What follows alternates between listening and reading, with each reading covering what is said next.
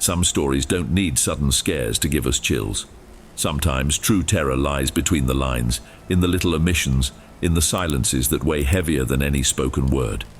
There are places that seem frozen in time, loaded with memories no one dares to mention, and there are moments when loneliness forces us to see what others pretend not to.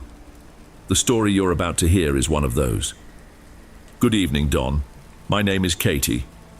I never thought I'd write so much about this topic, but lately, I feel I need to get out what I've been through.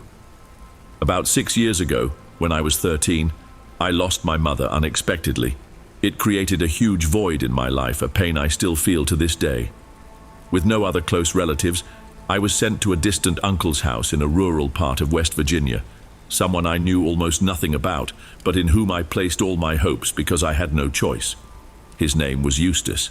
I remember perfectly when I arrived. I got off an old bus that stopped on the shoulder of a back road, holding my suitcase and looking at that place that seemed isolated from everything.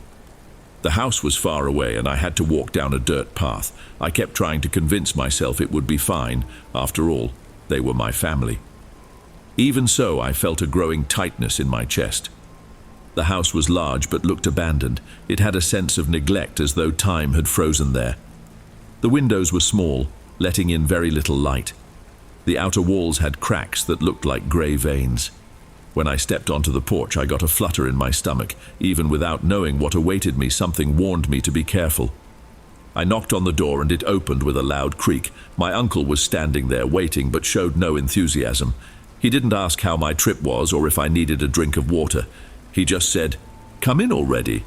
When I entered the living room, I smelled strong mold, a heavy air. The furniture was old, mostly dark wood, and the entire place seemed stuck in time. I saw a pendulum clock that wasn't working, reinforcing the sense that nothing moved there. I felt a chill but had no choice but to continue. My Aunt Nancy was sitting with her back to me in a worn-out armchair. I tried speaking to her but only heard a faint "hi," so quiet I'm not sure she even said anything. Her 2 kids, my cousins, were in the kitchen watching me like I was an intruder. Nobody introduced themselves or tried to greet me in any warm way.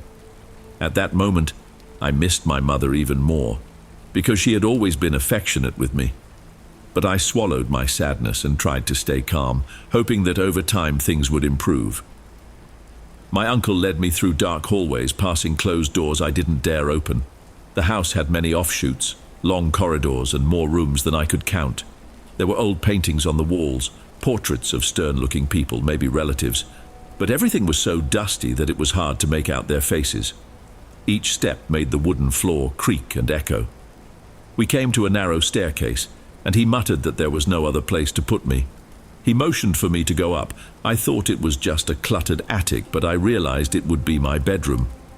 I climbed the stairs, trying not to complain. Each step groaned loudly, and the smell of dust mixed with something rancid. Up top, a yellowish bulb flickered, casting strange shadows. When I opened the door, I saw a space packed with piled boxes, broken furniture, and cobwebs.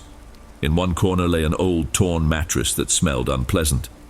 On it lay a thin, stained blanket. And that was it. Right then I asked myself why I deserved this. It wasn't my fault I'd lost my mother, nor that I had no other place to live. I wanted to go downstairs and demand a proper room, but my uncle's hard stare and the family's coldness silenced me. I sat down on the mattress, pretending I'd sort it out later. The moment I did, though, I had a strange feeling that I wasn't alone. I looked around but saw only dust and boxes. My heart pounded, but I tried to ignore it. I slept terribly that first night. Any sound startled me awake. The wind slipped through some gap, producing a noise like a moan.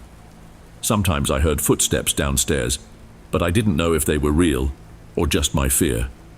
I finally dozed off near dawn, overcome by my longing for my mother. The next day I woke up early and went down.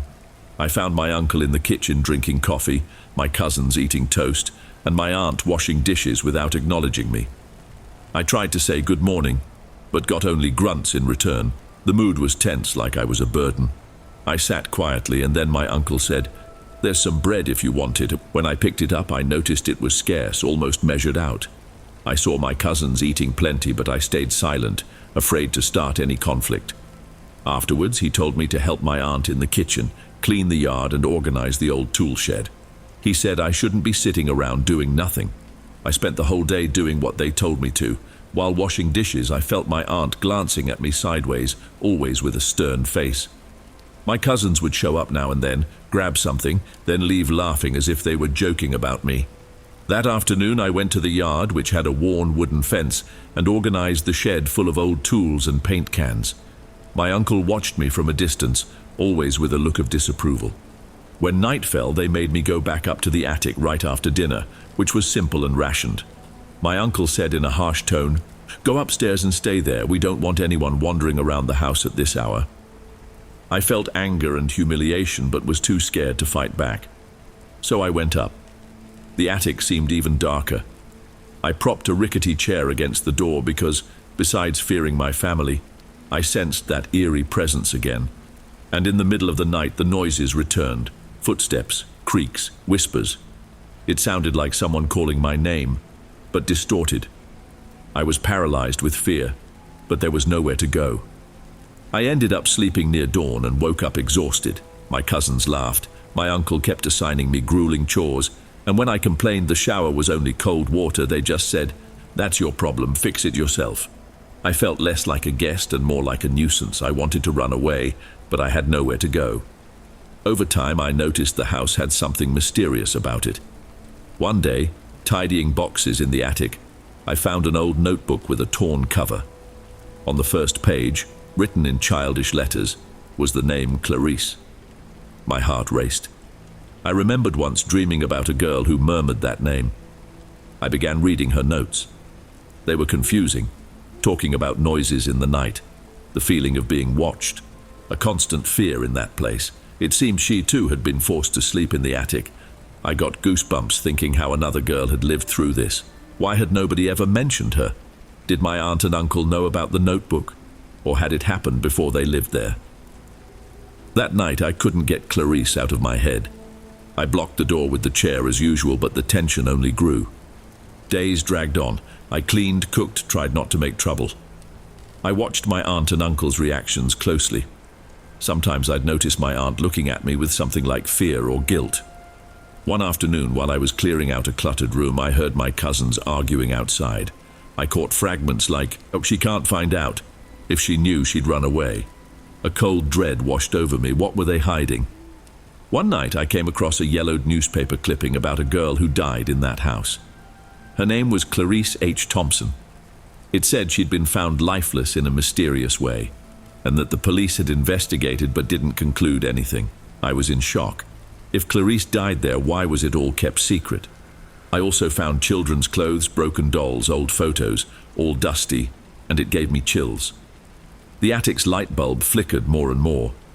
Sometimes I thought I saw a shadowy figure in the corner, but when I turned, there was nothing. I was terrified and felt trapped, afraid I'd end up like Clarice. Late one night, I heard whispering right by the door, "Help me," and it sounded like a child, desperate. I quietly asked if it was Clarice, but only silence answered me. I felt like something touched my shoulder, but there was no one there. I prayed to leave, but had nowhere to go. One day, I explored an old study I found unlocked. In a drawer, there were ancient documents, including Clarice's death certificate. There were also photos of her, a braided-haired girl who looked happy. There was a note saying, "She didn't make it, we didn't tell anyone." My mind spun. Could my family have owned that house for a long time? Did they do something to her? I went back to the attic and felt a huge weight on my conscience as I flipped through the notebook. Clarice wrote that she tried to run away, but felt trapped, like the attic wouldn't let her leave. I tried to understand, but it was all confusing. Then that same night, my uncle suddenly burst into the attic yelling, "What have you been snooping around for? Why did you ask Nancy about Clarice?" He was furious, grabbed my arm and shouted that I shouldn't meddle in things that weren't my business. He said now I knew too much. Then he pushed me aside and locked me in. I pounded on the door, begged, but no one opened it. I spent that night crying, thinking I'd share Clarice's fate. Hunger and thirst started to gnaw at me. I heard one of my cousins whisper outside, "If she tells anyone what she knows, she'll end up like the other one." I realized I couldn't wait any longer. Either I tried to escape or I'd die there. So the next night I used boxes and chairs to climb to the attic's tiny window. I pushed it open, scratched myself on nails, but managed to slide halfway out. The boxes toppled, almost bringing me down, but I clung to the windowsill. Then I let go, falling onto the grass below. I twisted my ankle but kept going. I scaled the fence, covered in moss, and rolled onto a dirt road. Despite the pain, I ran, crying, until I reached a small house where an elderly couple took me in. I told them the basics, leaving out the hauntings. They called the police. I ended up in the care of Child Protective Services. I don't know what became of my uncle and cousins. I heard the police questioned them, but I'm not sure they ever found concrete evidence about Clarice's death. To this day, I remember feeling someone else with me in that attic, and it stings inside whenever I think of that girl. Sometimes I dream of her calling me, asking for help. I feel guilty for not doing more, but I was cornered myself. I'm writing this now because the nightmares have returned. I see Clarice in my dreams, her sad face calling me from the darkness. Maybe no one will believe me, or they'll say it's just my trauma, but I clearly recall her notebook, the scratches on the walls, the newspaper clipping. And I remember the horrified look on my aunt's face when she heard Clarice's name. I hope somehow that little girl's spirit finds peace. I still need peace myself. Telling all of this is the only way I've found to try and free myself from these ghosts that haunt me. Even so, sometimes, in the still of the night, I can still hear a soft voice saying, "Help me," and I feel that both she and I remain bound to that attic. Some people say time heals everything, but there are scars that stay with us forever, even when we try to move on. Before we move on to the next story, if you're new here, don't forget to subscribe to the channel and turn on the notification bell to get the latest stories. Your presence means a lot, and your support is essential. All right, let's keep going.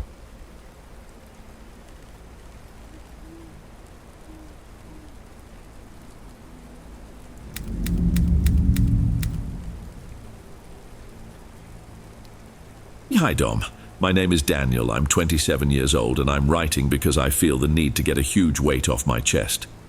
My wife Bianca and I have been living in Charleston, South Carolina ever since we got married about 2 years ago. I've always followed stories of people who go through strange situations, and honestly I never thought I'd experience anything like that myself. But a few things happened over the last few months that really shook us up. The feeling of being trapped in a nightmare and not being able to wake up is very real. I'm here to tell you how it all began. It wasn't sudden. The signs kept building up until our life turned upside down. In April, when I realized things were getting out of control, I decided to write down each event, hoping I could find some logic. Now, sharing this might be my way of coping with the trauma and maybe warning others. Bianca and I always dreamed of opening our own business, a small, simple diner that reflected our style. My job as an administrative assistant and hers as a hairdresser didn't bring in much more than the basics, but we'd been saving up a little money. We thought we could count on our family's support, especially from closer relatives. That's when Mario came into the picture, my distant cousin, who had always seemed like a really nice guy, although maybe a bit too ambitious. He started talking about a partnership, promising help with contacts and even a small investment.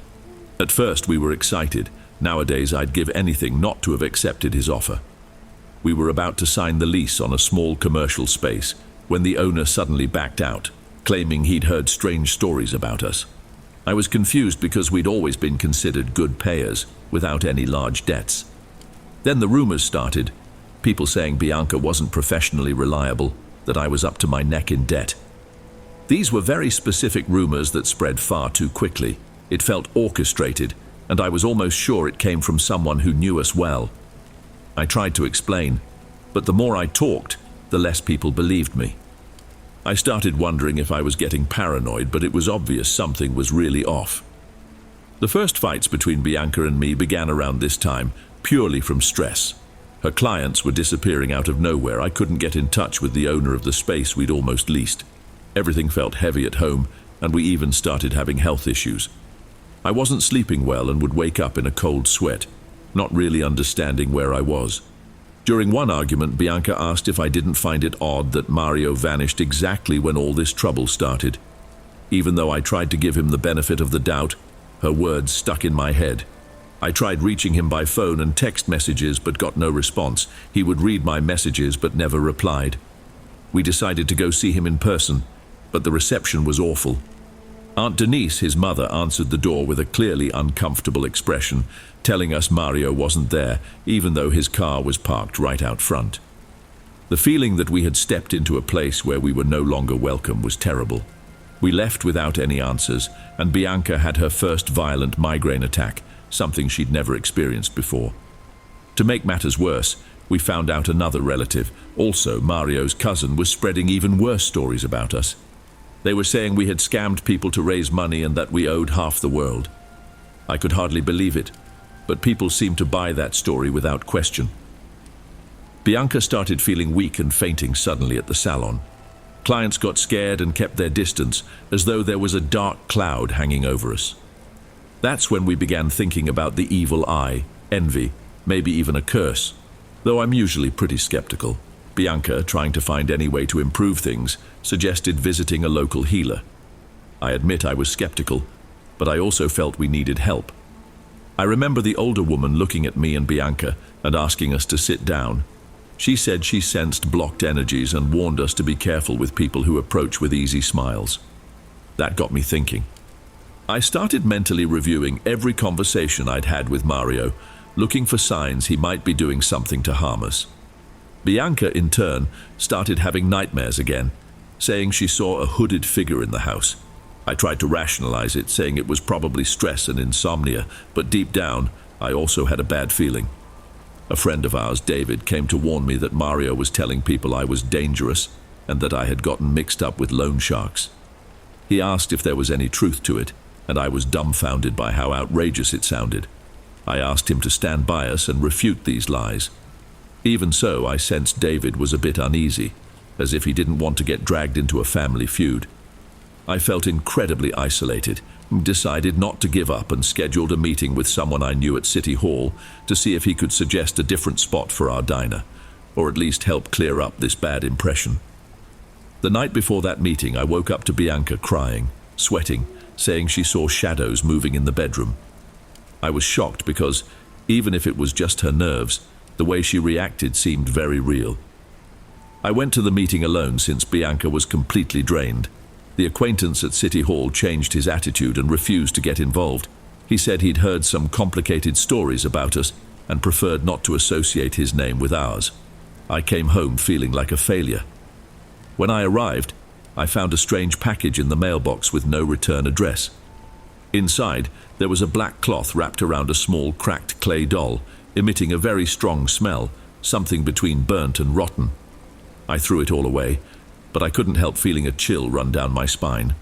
Bianca immediately felt sick and started gagging. I tried to comfort her, saying it was probably just a mean prank, but I didn't really believe that myself. I told her about the failed meeting at City Hall, and I could see her despair grow. She suggested calling a spiritual leader her mother knew, because we were out of options. Even though I still doubted these things, I gave in because everything around us seemed to be falling apart. While we were making arrangements to talk to him, we took another hit. The owner of the salon where Bianca worked decided to review her contract. Citing low clientele, he clearly wanted to let her go because of the rumors. At that moment, I felt like we had nowhere else to turn. So we went to that spiritual consultation. The man welcomed us in a simple house filled with images and candles. Bianca was trembling, pale, barely able to speak. He asked us to place our hands in basins of water and coarse salt, saying it would help cleanse our energy. After some chanting and smudging, he said he sensed a negative charge aimed at us, and that it might involve envy within our own family. He didn't specifically mention witchcraft, but he did say there were heavy workings in play. I left with a mixture of disbelief and relief, but it was impossible to ignore everything that had been happening. It felt like every day brought a new piece of evidence suggesting there were forces, whatever they might be, working against us. When we got home, we found signs of forced entry on the lock. Nothing appeared stolen, but our bedroom was ransacked, drawers pulled out. On the floor near the bed, there was a piece of red cloth smeared with dirt that didn't belong to us. Bianca broke down crying, and I paced back and forth, unsure whether to call the police or try to reach Mario again. I ended up calling the police and filing a report, but without any concrete evidence, they didn't show much interest. The sense of vulnerability just kept getting worse. Any noise outside made me jump out of bed, and Bianca would wake up crying, saying she felt watched. I decided to call Aunt Denise again, begging her to let me speak to Mario. She sounded nervous on the phone, stammering. She said he wasn't around and hung up. A few hours later, I received an anonymous message on my phone. Better not insist, or it's going to get worse. I felt as furious as I was scared. I showed it to Bianca, who immediately suggested we leave Charleston with no particular destination. But where to? We were broke, jobless, and had no one to turn to. I just stood there in the living room thinking through our options, but all I could recall were those bizarre incidents, like the clay doll, the rumors, the attempted break-in. In the end, I decided to confront Mario in person. I found the address of a small office he'd rented and went there unannounced. Bianca wanted to come along, but I asked her to stay home, since I was worried things could escalate. When I got there, I knocked until a stranger opened the door, asking what I wanted. I said I needed to speak to Mario. He made a call, and about 10 minutes later, Mario showed up, wearing a strange, almost indifferent expression. I started by asking why he had disappeared and what was going on with us. He didn't admit anything directly, but he didn't deny it either. Then he said something like, "Daniel, you have no idea what I have to deal with. There are a lot of people involved." I tried to demand explanations about the lies he'd been spreading, but he just shook his head and exchanged glances with the other man. I mentioned the break-in at my house and the veiled threats, but he only muttered that I should be careful and that sometimes certain ambitions cross paths with the wrong people. My impression was that it was a warning to back off, or the consequences could be worse. I went home feeling distressed, wanting to tell Bianca everything, but I found her lying on the couch, short of breath. She said she had seen a shadow outside near the window and felt a strong smell like sulfur or burnt rubber. It could have just been her panic, but after all we'd been through, it was hard not to take her seriously. That night, we decided to gather what was left of our savings and move to an uncle's place in the countryside. We needed to get out of there, even if only for a while, to recover and maybe find a new direction for our lives. To this day, I still don't know what Mario was really after, or if he was involved in anything beyond gossip and slander. All I know is that every time I remember the cold way he spoke, I get a chill down my spine. Maybe the biggest lesson in all of this is that sometimes the greatest danger can come from where you least expect it, even from your own family. Sharing this story is the way I've found to warn anyone who'll listen. Trust your instincts, pay attention to the signs, and if you have to distance yourself from someone toxic, don't hesitate. Your well-being might depend on it.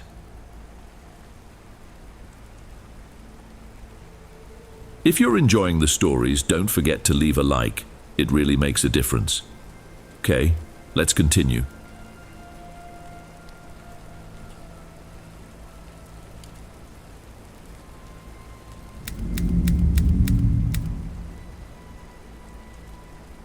Good evening, Dom. I've never been one to share my stories, but what happened to me still haunts me. I thought it would be good to tell someone about it. I live in a rural area of Louisiana, in a small community, and I've always worked on the farm. About 2 months ago, I went through something that still sends shivers down my spine. It's not that I really believed in ghost stories, but I couldn't ignore the reports of people vanishing in that cursed swamp. The worst part is that even knowing everything, I decided to take a chance out of sheer stubbornness. I was in a hurry to get home after a hard day's work and thought taking a shortcut wouldn't be a problem. Now I regret every single step I took in that place. My name is John, I'm 48 years old, and I've been farming for as long as I can remember. In fact, I even like working alone out in the fields. It's a moment of peace, a time to reflect on life and forget city problems. But I was always taught to respect what we don't understand, especially around here in the countryside, where the older folks tell some pretty hair-raising tales. And I grew up listening to plenty of them, mainly about that swamp. They say more than 3 people have disappeared there, and to this day, nobody knows what happened. That day, I left home around 5 in the morning. I worked the land, planted some corn seeds, and even fixed the fence before the day was done. When I realized it, the sun was already starting to go down, and I still had a good distance to cover until I got home. I thought about taking the main road, but that would add another half hour of walking. Hunger and fatigue convinced me to take the trail that goes through the swamp, which everyone calls the Swamp of the Lost. That trail isn't always dry, but in the drier season it can shorten the trip. I just didn't expect the silence and the shadows to give me such an eerie feeling in the very first few yards. Even so, I brushed it off. I thought, this is just me being silly, probably because I've heard so many stories and I'm tired. I kept moving, stepping carefully through the mud and dodging clumps of submerged roots. The swamp was quieter than usual, but I could still hear a few frogs croaking and crickets chirping among the low brush. I tried to distract myself by focusing on the sound of my own footsteps, but every time I looked at the path ahead, I felt that tingle of fear crawl up my neck. That's when I started feeling a presence there with me, as though something was watching me from behind. I shook my head, trying to dismiss the idea, but I had no clue it would only get worse. A few minutes in, I noticed something that still chills me to the bone. The frogs croaking and the crickets chirping faded away until they were completely gone, as if someone had turned down the volume on the world around me. Right then my heart began to race, but I tried to keep calm. I kept stepping in the mud, listening to that hollow sound of my boots sinking with each step. The problem was that, for every one of my footsteps, there seemed to be another, lighter tread right behind me, mirroring my pace. I tried to tell myself it was just an illusion, maybe a strange echo, but it wasn't. The sound was there, getting closer. I kept my eyes forward, forcing myself not to look over my shoulder, like a gut feeling was warning me that if I turned around, I'd see something I shouldn't. I picked up my pace, even though I was already worn out from the day's labor. All I wanted was to run, but the slick mud wouldn't let me speed up without risking a nasty fall. And that feeling that something was about to grab me kept getting stronger. Sometimes, I thought I heard a breath that wasn't mine, hoarse, muffled, making my skin crawl. I tried to swallow my panic, but my heart was pounding so hard I could almost hear it in my ears. It was as if the air itself had grown heavier, and I started to sweat cold, even though it was a mild night. There came a moment when I nearly lost my nerve and thought about finally turning around just to face whatever it was. But my legs wouldn't listen. They just kept moving forward, like I was on autopilot. Deep down, I was terrified of seeing something impossible to explain. I'm not the kind of man who scares easily, but there, in that motionless swamp, I felt the presence of a force that didn't seem human. With each step, the place seemed to close in, with twisted trees casting strange shadows on the ground. I could have sworn they were moving, like arms trying to grab me. I can't say how long I was stuck in that panic, but my legs began to shake. It felt like the swamp had stretched out, that I would never reach the other side. Time seemed off too, unnaturally slow, as if every second lasted a full minute. I tried whispering a prayer, but the words kept trailing off. At one point, I heard a loud noise, like something big stepping in the mud just a few yards away. My entire body bristled, and I nearly screamed, but I held it in. Still, without turning around, I gave a push to try and run, knowing full well the mud could bring me crashing down. In that instant, I knew for sure that if I fell, I wouldn't be getting up again. I can't quite explain how I managed to get across the rest of the swamp that night. It's like there's a blackout in my memory, as if my brain blocked it all so I wouldn't lose my mind. I only recall stumbling forward as best I could, risking every step, until the sound of those footsteps behind me grew faint. I don't know if it got tired of chasing me or if I just blacked out. When I came to, I was already out of the swamp, my legs weak and my stomach in knots. The only thing I knew at that moment was that I'd never set foot there again, no matter what. I prayed like crazy afterward, asking God to keep any evil away from that place. All I wanted then was to get home, lock my door, and forget the whole ordeal. The next day, I woke up in my bedroom, with no memory of how I got there. My wife said she found me collapsed on the porch, covered in mud, muttering incoherent things as I slept. But she didn't want to wake me for fear of scaring me. My chest tightened when I tried to recall the night before. All that came were flashes of the swamp, that heavy silence, and the sense of something circling me. After a strong cup of coffee, I finally worked up the courage to go back to the swamp's edge, just to see if I'd left my tools behind. Once there, I found my boots discarded near the muddy stretch, soaked right up to the top. The strangest part was that I'd been wearing a pair of old sandals I didn't even recognize. Just the sight of those drenched boots sent a shiver up my spine. I couldn't figure out how I'd managed to get home barefoot, nor what might have happened during that part of the trip. My mind had simply shut out. I grabbed the boots and left, not wanting to stay there a second longer. I spent the rest of the day trying to recall the details, but my head pounded, and just the idea of reliving the swamp made me sick. I told my wife what I could remember, and she looked at me with an expression that was half sympathy and half fear. People around here have always talked about the strange stories tied to that place, and now I was part of them in a way I never wanted. Even now, when I try to sleep, I have nightmares about that muddy trail and the echo of footsteps behind me. My hope is that by sharing this story I can warn anyone who thinks about crossing the Swamp of the Lost, believing it's just a harmless shortcut. I don't know if what followed me that night can ever be explained, but I feel that if I had looked back, I wouldn't be here to tell the tale. Some say that swamp is cursed, others swear it's the spirit of someone who died there, roaming around in search of company. All I know is, the fear I felt was far from normal, and I still don't have any answers. It clings to me, and I don't know if I'll ever be able to forget it. Hey everyone, thanks for listening. Click the notification bell to stay updated on all future narrations. I post new videos here every day. I hope to see you in the next one. On the screen now, I'm leaving 2 other great videos I know you'll enjoy. See you there.